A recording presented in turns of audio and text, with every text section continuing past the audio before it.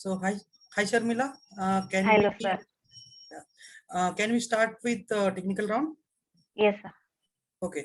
So first of all, tell me how many years of experience do you have in testing?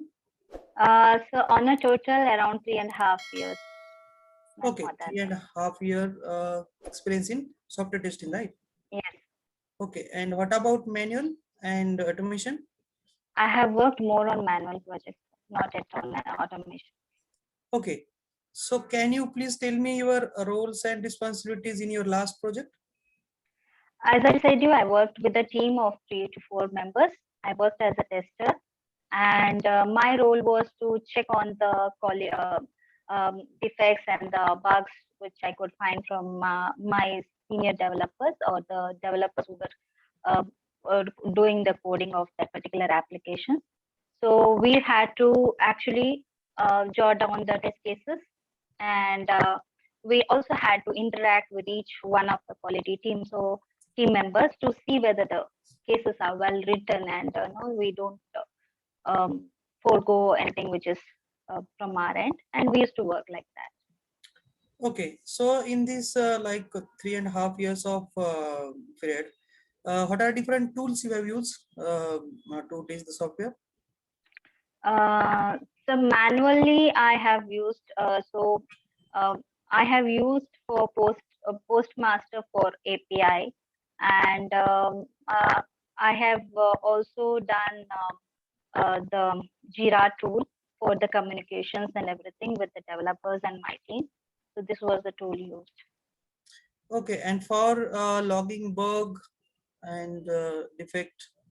Yeah, we actually had an log sheet done by our team where we used to write about the defects, and we used to write the detailed description of the defect, and we used to pass on whether there are any workables or all that thing, and we used to pass it on to our developing team, and the developing team had used to pass it on to the assigned developer. Okay, and also while working, are you following any agile methodology currently? Yes, sir. Yes, sir. Okay, good to know that. Okay, we'll start with the questions then. So Yes, tell sir. me, what are different types of testing are there? So functional testing, non-functional testing, and maintenance. Okay, and what are different types of testing will come under this functional, non-functional maintenance? Black box, white box, and then we have gray box testing, and unit testing, integrated testing, then system testing, user acceptance testing. These are all done mostly under the functional testing. And for maintenance, regression and maintenance is done. Okay, and while working on any project, do you use all these testing, or you will use a few like of this? No, it depends on the project. So definitely we have used only few of them. Not all the testings were used by us. Can you tell me with example? Basically, as we all know, unit testing is done by the developers. So integration testing is done by us, mainly on the Blackbox system, because I'm not so aware of the coding languages. So then we had the system testing, so where we had checked on the end-to-end whether the project modules are working fine or not, all the functionalities are working well or not. And then also we were a part of UAT also, just to make sure that before delivering it to the client, the application is running very well and without any much bugs. Okay, that is great. So you might have aware about software development lifecycle, right? Yes, sir. So what do you think? What is the role of testing there in that lifecycle? As we know, the requirement comes from the client, and when the requirement comes from the client, we understand what is the requirement, whether our company is able to do that particular project or not, and whether we have the required employee strength to do that, if they're expertise in that or not. Then the design phase is started. While going through all this process, since I told you about agile, methodology. We all are connected with this particular methodology because each phase needed us to understand whether the requirement is something which is testable or not, whether we can definitely go through this client requirement. And that is why we were there connected with each phase of this particular methodology. And once the developing mode had come, then our work became more into exercise. Because as the methodology was going on, we had written the test cases and the test review was done by our senior. And then we started doing the checking of this. Okay. And also, while working on any project, when do you think testing is sufficient? There is no phase which can say testing is sufficient until we deliver the quality project to the customer. Definitely not. So I think every phase needs us. Okay, you mean to say till the last minute we will do that? Means we'll test. Like I said, the user acceptance testing is the last phase, of course. Once till that phase, at least we are there. Okay, great. And tell me, what is the difference between bug and defect? Yes. Defect is something which we try to find out when an error is done by the developer. Maybe in the coding language, he has missed something and the error is created. And we find that, and we that is a defect. Now, once we escalate this matter to the developing team and the developing team accepts it, then it is called as a bug. Okay, means you mean to say first we find out defect, then that will be counted to bug. Yes. Okay. And what about like if anything which is reported by client or end user, what we call to that? Usually, this is the phase where we may not be actually able to deliver the customer requirement. So, to an extent, it is a failure because something is not matching with the requirement. No. Suppose that thing will be the bug or defect which has been found by a customer or client that already specify in the requirement, and still that has been missed by developer and we still call it a bug, sir. We still call it a we call it as we'll bug. call it a bug. Yes. Okay, fine. And what are different types of defect are there?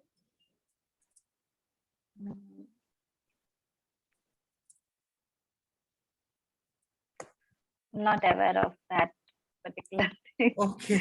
Okay. I can if a defect is not accepted by the developing team, then they say it as either a duplicate, or they can they also say deferred, and also they can call it as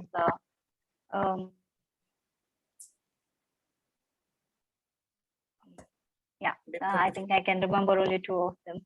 Latent is also there. Yeah, latent is something which is an error which is hidden from long time, and none of us are able to find it out. Even maybe the user also finds it out in the long journey of us using the application. So usually it doesn't affect the modules. So, but when it is really affecting, then it has to be addressed. Okay. And how do you differentiate black box and white box? Black box is mainly we are looking at the input and output. So we are doing the testing from the user interface. So whether we are getting the output properly or not, whether if I'm logging in, whether I'm able to log in and I'm able to go through the modules to modules without any problem. So this is black box testing where I don't touch the coding. So white box is mainly done by the developers unless unless a tester knows about coding and it is more structured. So coding is done. White box is done mainly by them. So if there is any anything to be checked upon, on the coding level, it has been done as a white box testing. Okay, and how gray box is differ from these both? Gray box is usually an design phase, like we are checking on the design, whether the flow of the modules are something which is working according to the requirement or not. Okay, fine. We'll move to the next question. Tell me about positive and negative testing. Positive testing is where I will be giving the test data or maybe as required by the requirement or maybe, but negative is something which is like I'm not giving the accurate data, like I'll be giving something else to check whether my system is able to take it. If it is taking, then definitely it's a bug. Okay. And for example, there is a banking website on login page. How you will do negative testing? Login page you're talking about, right? Yes, yes. Okay. So login page usually will have a username and the password, and there will be a specific requirement for the username and the password. So I will make sure that the username which I enter is also according to the requirement which is given by the customer. Maybe he would say that a username should be around 2 to 10 characters. Then I would definitely see that my username is accepted in that way, whether it is alphanumeric. If the customer requirement says that it should be alphanumeric, if there is any chances of that he's also enabling the he's asking us to enable the special characters like alpha or dollar signs, then definitely I would see whether my test username is accepted like this. But there will be a negative thing also, like how much beyond the character, whether I can still input the username, and whether all these criteria are taking, or if it is not taking. If I put only the capital letters, whether it is accepting, because if the condition says that I need to have one uppercase, one special case, and all other can be small letters, then without that, if I just put the special character, whether it is accepting, if that is done, then it is not as per the user requirement. The same way applies to the password, how many characteristics of the password is required and all that thing, and whether all this for the login page. Okay, great. So what do you think, which one is beneficial, more beneficial, positive or negative? As a tester, even negative also is needed. Positive is needed, but negative also is needed, because I want to make sure that I am not, my application should not be bypassing the requirement. So definitely both are more essential, but negative is more essential from my end. Okay. You mean to say both are essential, but negative is more beneficial. Yes. And after positive and negative, can we say that software is like bug free or defect free? No software can be 100% bug free. Definitely, in spite of all that, it's one of the principles that software can have some kind of a bug, in spite of, like as you said, the latent could be one of the criteria. Okay, great. We'll move to the next question then. Tell me, what is the difference between static and dynamic testing? Static is mostly the verification of the requirements. So requirements, the architectural designs, the modulars, and all that thing. And validating all these things after the coding has been written by the developer, that is called the dynamic. So we will look into whether the output is exactly as we wanted in the requirement.